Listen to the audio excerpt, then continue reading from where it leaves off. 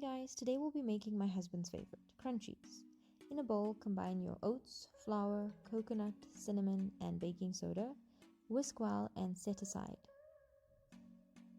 In a pot, on medium heat, melt your butter with your milk, sugar, and golden syrup.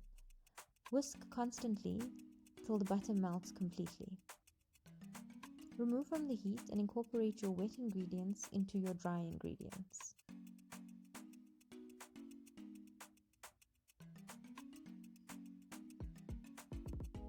Grease a 12-hole muffin tin and scoop the batter equally into each hole. Flatten it lightly and bake at 180 degrees for 15 to 20 minutes. Remove to a cooling rack and enjoy!